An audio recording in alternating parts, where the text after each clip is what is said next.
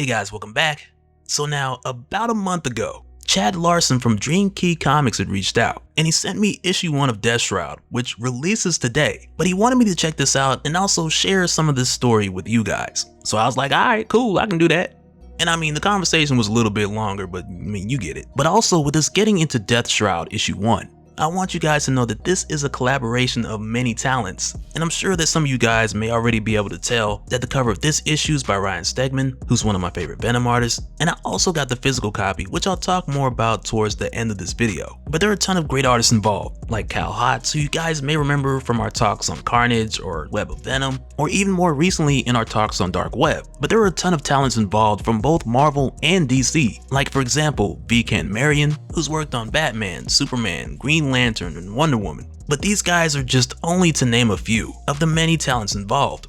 But to go ahead and get into this, we're given the origin of Deathshroud right off the bat. And really with how this is done, we jump in at the moment where his powers had initially manifested. Because in the beginning, we're just introduced to him as Lieutenant John Azrael, in a moment where all of a sudden his special ops mission just goes sideways and his chopper's hit with an RPG. And when this happens, some of these guys, they're just dead off impact. And for John Azrael, he tries to grab one of his men, but it's really one of those cases where it's like, okay, you may got him, but who got you? But as he's fallen to the ground, his life flashes before his eyes. And some of the memories aren't great, because he was an only child, he was later adopted, life was tough. But in this moment, he's just thinking, there's no way he's gonna make it out of this. And as seconds pass, he thinks about his girl Elizabeth, and he regrets not marrying her before he got deployed. And as he falls to his death, he just wishes that he could hold her one last time. But in this moment, just before John hits the ground, in confusion and panic, he transforms, landing on his feet, with no clue of how this happened or what this even means, with him surviving an attack that he knows that he shouldn't have. But while he's here, he hears a voice in the distance yelling what more or less translates into kill all the survivors. And in a panic, John can only think of getting back to Cobalt City to see Elizabeth one more time. And for John, the thought of going to Cobalt City, it causes him to teleport there. And when he materializes, soon after he catches his own reflection, and it freaks him out because he tries to take off what he believes is a mask, but it's not coming off. But then it's here where John hears a voice calling his name, John Azrael. And when John follows this voice, it leads him to a cloaked, shadowy figure who John recognizes from his nightmares. But it's here where this cloaked figure reveals his face, and he tells John that his name is Chiron. He's the boatman shepherd of souls, and John's father sent Chiron to find him. And initially John is skeptical because his father is dead, but it's here where he's told that his father is actually Death himself. Because John is a Nephilim, he's half angel, and right now there are cosmic forces beyond his comprehension who are after him, and this is why Chiron needs to prepare John by teaching him about his past and showing him how to use his abilities before it's too late. And one of the first things that he explains to John is his appearance, and he lets him know that because he possesses some of Death's power, it flows through him and it protects him like a shroud, which goes back to the reason why his shroud had just come over him when he was falling to his death. And I'm sure at some point John will figure out how to completely control this shroud with his own will as he pleases. But as it stands right now, staying alive is kind of the priority. But it's from here where Chiron continues to tell John more about his history, starting with his master, John's father, Death.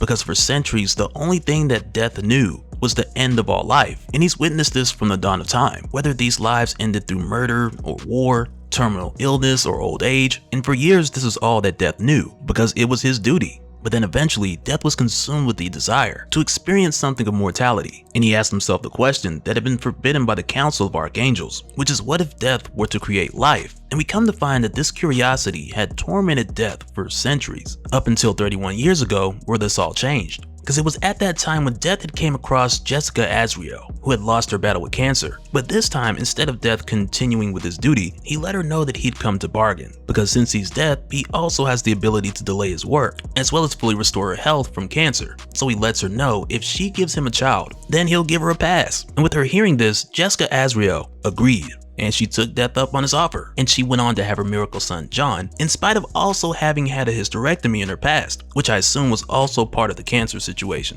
But with John being born, this news made its way to the Archangel Council, which is comprised of 6 leaders: truth, wisdom, justice, courage, mercy, and order. And through the course of this, we come to find out that there have been dealings made between Lucifer and some of the archangels who want to wipe out humanity and make them a subservient race. And so with a human having this much power, it's gonna be a problem, because the Nephilim have nearly conquered them before.